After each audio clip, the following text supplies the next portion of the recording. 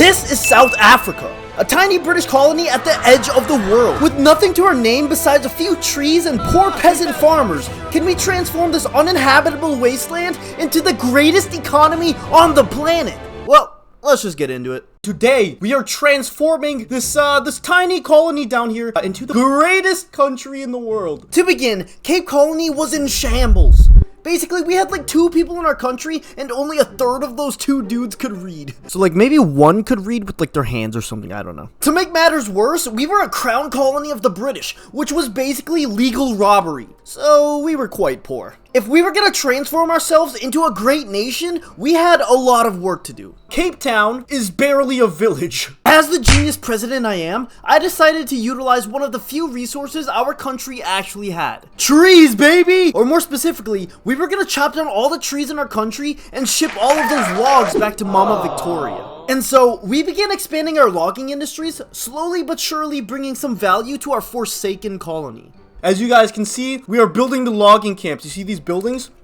Ooh, beautiful. Right off the bat, I'm gonna lower wages all the way down. Let's lower our army down by half the size, I think. And already, the British are going crazy by taking Dynam. They're colonizing! After reallocating our budget, finally turning a profit, our first logging camp was constructed. And instead of just using normal axes, okay, we're more sophisticated. We're bringing technology to these lands, and we're gonna use some sawmills instead. And that will up our production through the roof. And we're hiring. And to combat our lack of population, I had a genius idea. I'm gonna start telling the British people, hey, the grass is definitely greener down here in Cape Colony. So you guys should move down here.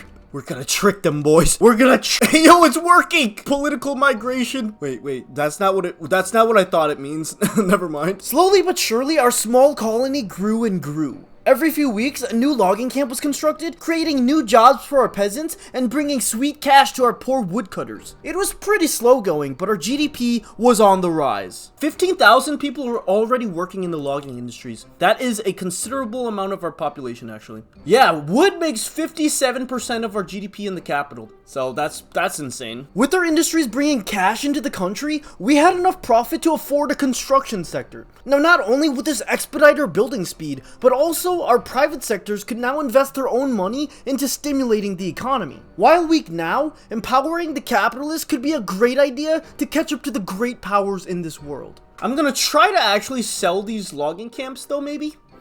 Let's try to privatize these. Hopefully someone will buy them. They're not buying it. Instead, they're expanding tooling workshops, which I am fine with. Never mind, they're doing fishing wharves. Oh my gosh. Guys, we are rich though. Our productivity is actually going up, and we're making money. Let's go, our GDP is climbing, baby! The British like African wood. Hey, yo, that sounds kinda weird. In no time, due to our extensive use of saws, the price of tools exploded, so we jumped on the opportunity and quickly began producing domestic tools. Our industries were booming, but I had an idea that could potentially catapult our economic growth through the atmosphere. Alright, I have an idea, okay? This is what I'm gonna do. So right now, we are currently making about 5,000 in national revenue, but my capitalists are making heaps of money, about 3 times more than we are. So basically, we are the weak link. The government is the weak link in our economy. So what I'm thinking about doing is I'm gonna run into bankruptcy. Essentially, the plan was simple. I was gonna triple our construction sectors, basically tripling our economic growth at huge financial costs. Once firmly in debt, I would either halt all government construction and burn through the massive private investment pool, or even better, Mama Victoria would step in and pay off all of our loans. This was extremely aggressive, but if done correctly, would absolutely skyrocket our economy. And not to mention, the surplus of jobs would bring thousands of migrants from the homeland down to our small colony. This could be huge, but one wrong miscalculation and this could possibly doom our nation forever. We have to play aggressively because we are a tiny country, okay? We need to aggressively expand the economy. I mean, as you guys can see, the British are investing in our country. The British are stealing our jobs. I'm gonna get 2 more construction sectors. And so, over the next few weeks, thousands of construction jobs were created, setting forth our great plan. Right away, we pushed for a massive expansion of our tooling industries so we could finally modernize our farms and push more people into the factories. And now, once we get 3 more tooling workshops, we can start this United Construction Conglomerate Company. Or we can go for this logging camp industries. You know what, let's establish the United Cape Colony Forestry Producers. They are gonna own a lot of our logging camps and make money off of that. It's gonna make our capitalists even stronger, basically. Look at our tooling workshops. The productivity is high, dude. We might be able to privatize these, actually. Yes! And our capitalists just bought it. That's perfect. With our new construction, our GDP flew, increasing by 50% in just 2 years. In no time, we had exhausted our entire workforce, meaning thousands of jobs were without workers. Hearing this news, hundreds of migrants flooded into our country every single week. We were on the rise. But in the meantime, our debt was growing wild, and our interest rates skyrocketed. In no time, our country was in default. I was beginning to think we had made a mistake. But then, everything changed. Hopefully the Brits take on our debt. Mama Victoria! Out of nowhere, our British overlord came to our rescue. In the click of a button, years of debt had been extinguished, and now we were richer than ever. Dude, what is happening? Hey guys, please subscribe. So basically, we just got free money.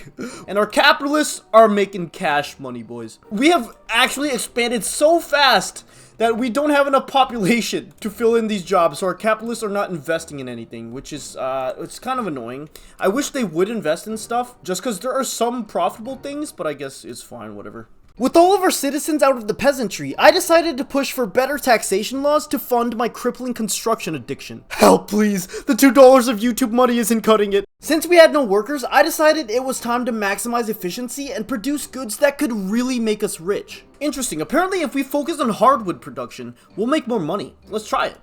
Yes, that shot up through the roof. Let's see if somebody will buy it.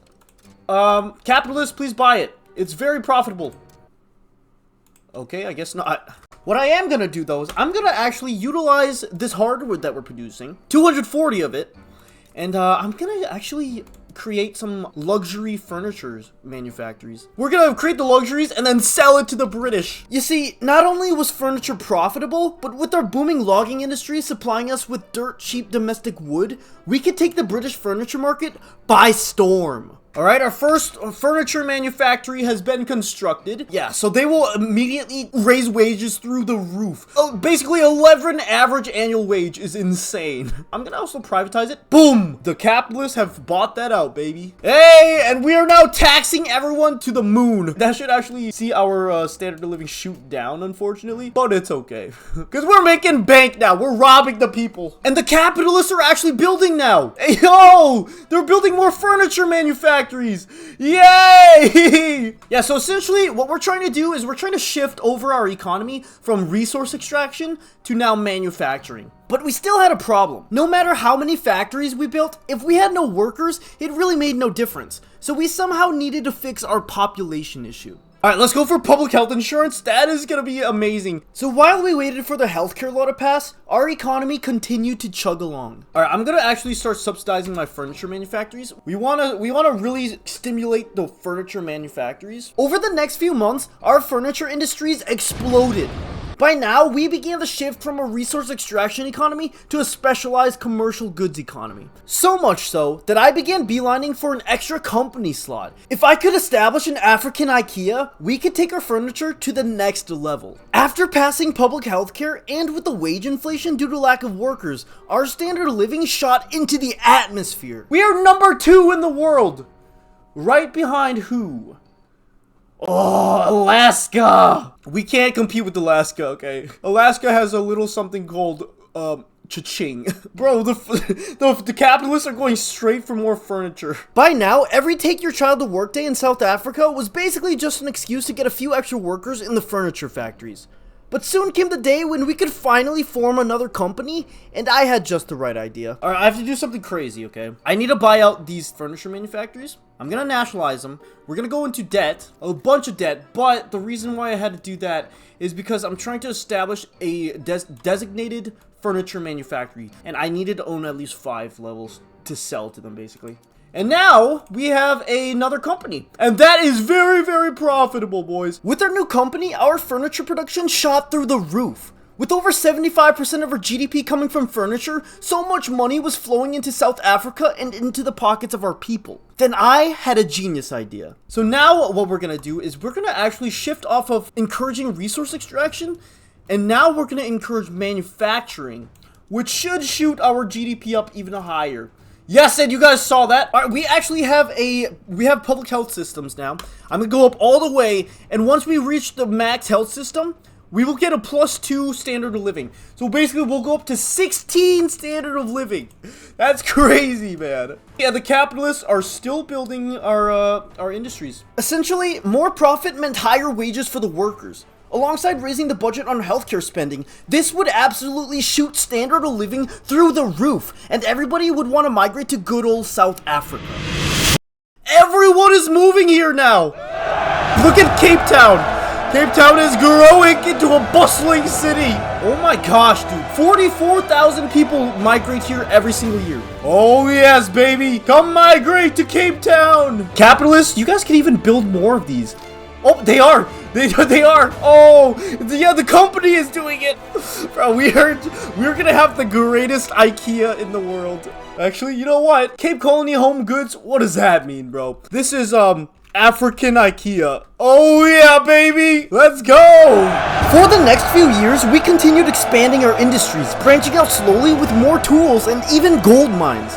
With the passing of frontier colonization, we were able to finally push into the stinky African lands and slowly expand our borders. In no time, the first railroad was constructed in Cape Town, essentially freeing up 20,000 workers from the ports and pushing them into the growing IKEA factories. And already our GDP shot up. We are geniuses, baby! Call me Albert Einstein, because I have changed the world! But we didn't stop there. With our new rails, we modernized the transportation methods of all of our industries and freed up thousands and thousands of workers.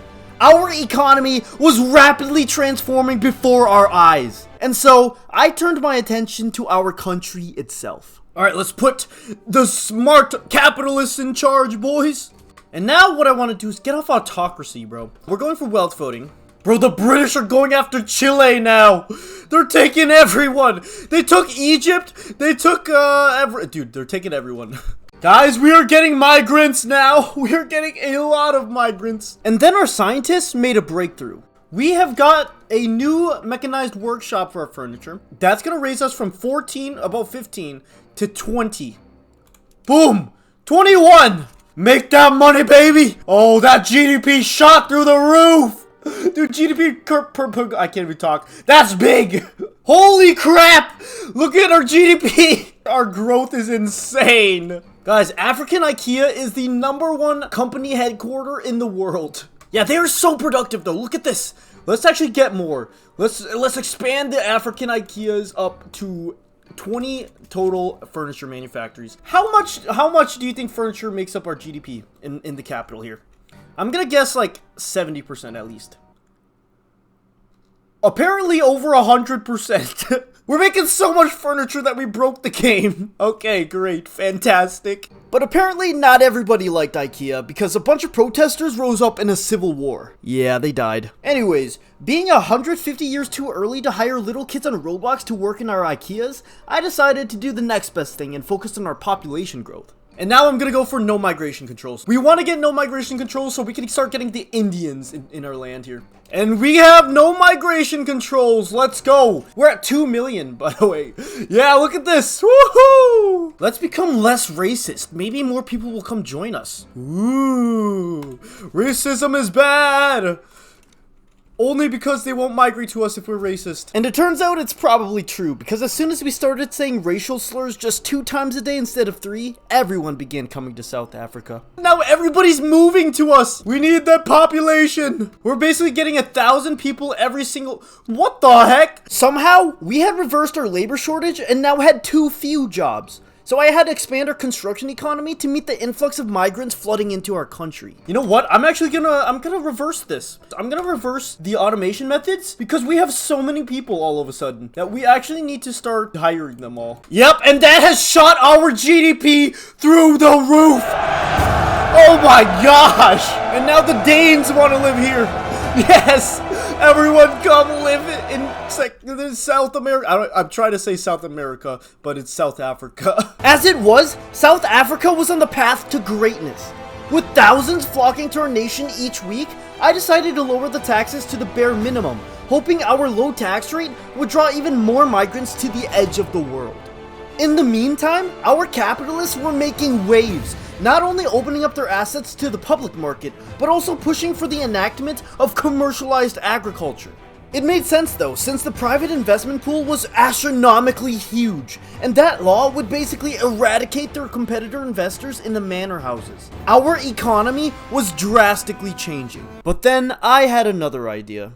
Guys, we are on very low taxes, and we're making so much money. Yeah, we can afford more construction sectors. I'm gonna build it over here, actually, in Eastern Cape. We're gonna get 5 more construction sectors, boys. Because look at the investment pool for our capitalists. That's ridiculous, bro. So we might as well burn through it. We're gonna aggressively expand here. I think Eastern Cape is gonna be my industrial state because we have coal here. And so I put my scientists to strictly research steel-framed buildings, which would not only exponentially increase our construction capacity, but also would create the foundation for our industrial sectors, particularly steel. Speaking of steel, the more tools we have, the more steel is good. So maybe we should expand. I'm gonna get 7 tooling workshops here, and then I'm gonna get like 2 more steel mills, particularly because we're getting steel frame buildings in 17 months. So we want to really expand that steel industry there. So for the next year, we began industrializing until we made the breakthrough. Guys, we have steel frame buildings. This is it's gonna double our construction, I'm pretty sure. Let's see. Let's shift over to steel frame buildings. And yes, it has doubled our construction. And that has created a huge demand for steel, which is what we want. We want our capitalists to actually build the steel mills here. Yeah, look at our capitalists. Our capitalists are actually making so much money now. So I'm not constructing anything with the government money. We're gonna burn through this investment pool first. And yeah, we're gonna make a lot of money while we're at it. Guys, we have hit 10 million GDP! Look at this explosion! With our modernized construction methods, our economy exploded. Huge demand for steel and glass shot through the roof, stimulating our core industries and making our capitalists extremely rich. With the private sector running the economy, we built up huge reserves of gold. Dude, we are making so much money every single week. $23,000! And we are on very low taxes. We paid the British $17,000, and we're still, like, obliterating our unemployment. It's insane. We need to grow faster. Well, in the meantime, let's buy out these manor houses. Let's make them way weaker. Everybody, get bought out, please. And... kablamo! And you guys can see, actually, that we have obliterated the aristocrats. With the old-fashioned slave-loving aristocrats firmly out of power, our economy was booming. Our capitalists have built so many buildings that they're actually making a profit now. They're carrying our economy. And of course, the African IKEAs are the richest buildings in our country. You know what we could do? We could start making like a clothing industry and just sell luxury clothing. On the heels of African IKEA's success, we began to dip our toes in our first clothing industries, which would hopefully be the start of a glorious Gucci empire. And I'm gonna turn this into a company, Kablamo. And now we have another company, Cape Colony's Textiles. And that is very productive. But you see, there was a problem. Guys, our capitalists have stopped investing. What the heck, man? It's because we don't have enough people. Ugh. Despite our massive immigration, we were building too fast. And again, we had run out of workers. We need to spur our economy again, so we will actually have to do some mechanized looms. It sucks, but, you know, we have to do this, guys. GDP should fall. Yeah, it will fall, but it's fine. If we couldn't solve this issue, our astronomical growth would grind to a screeching halt. Guys, we can go for multiculturalism. There's a 2% chance of it passing, but I'm gonna do it. Guys, if we could pass multiculturalism, oh my gosh, we would get so many migrants. We need that ASAP. Our only hope was to get lucky and somehow destroy racism in our country. But with a 2% chance, it seemed like our nation was doomed to fail. But then, something happened that would change our destiny forever. Oh! Oh! I know that guy! What the heck? Wait, Gandhi's in my land! Bro, what? Wait, Gandhi endorses multiculturalism. Gandhi, you're the best! Out of nowhere, Mohandas Gandhi himself had arrived to South Africa with the promise to end racism forever. Now, instead of a 2% chance of passing, multiculturalism shot up to 36%. Under Gandhi's great leadership, racism crumbled under his speeches. And in just a few months, Gandhi ended racism forever. That's so funny, man. And the Filipino people are coming here. Alright, let's get some electricity. Especially for our logging industries, guys. Look at this. Beautiful. And that shot productivity through the roof. We are about to make our furniture manufactories way more profitable, by the way. No! Mohandas Gandhi wants to leave. No, no, no. You stay here, Mohammed Gandhi, stay. For the next few years, hundreds of thousands of migrants flooded into our country in search of refuge. Nationwide, we expanded electricity, modernizing many production methods, and even giving our people light. In no time, our GDP rocketed into the atmosphere, surpassing the greatest countries on the planet, landing us in the top 10 best economies.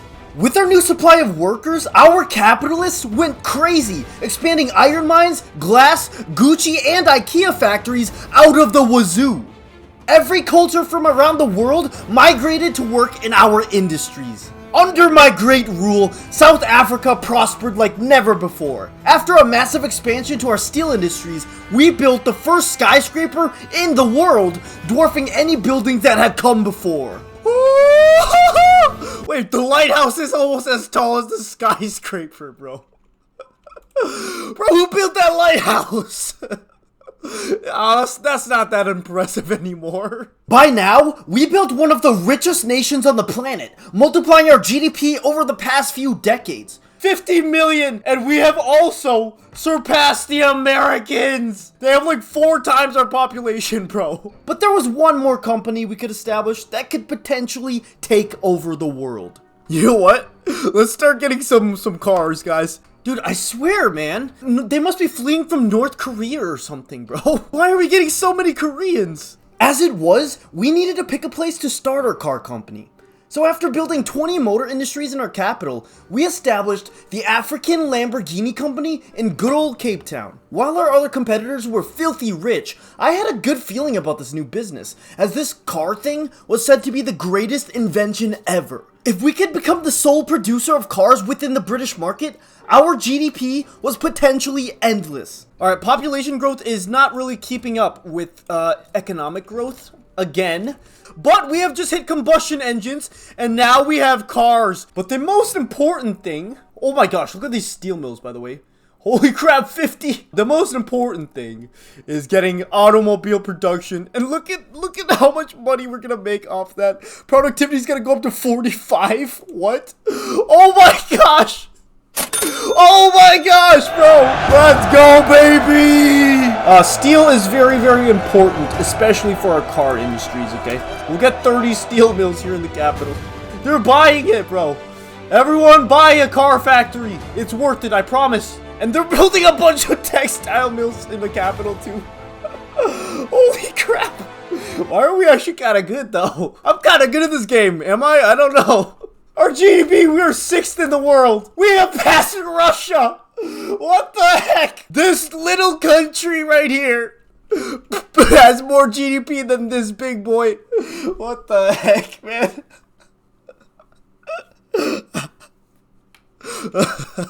Bro, what is happening, dude? This is funny. For the next few years, we poured blood, sweat, and tears into expanding the Lamborghini factories.